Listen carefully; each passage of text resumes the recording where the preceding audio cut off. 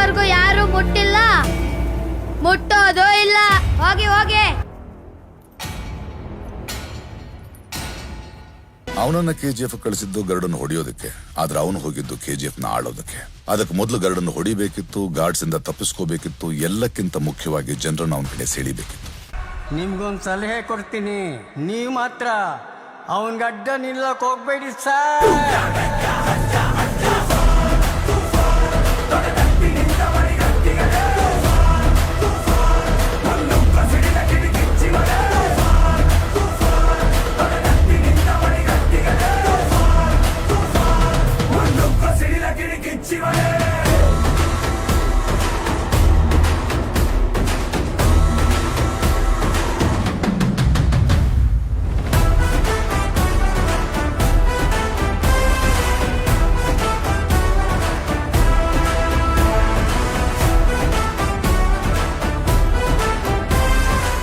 ಯಾರೋ 10 ಜನ ನೋಡು ಡಾನ್ ಆದವನಲ್ಲ ಕಣ ನಾನು ಹೊಡೆದಿರೋ 10 ಜನನು ಡಾನೆ.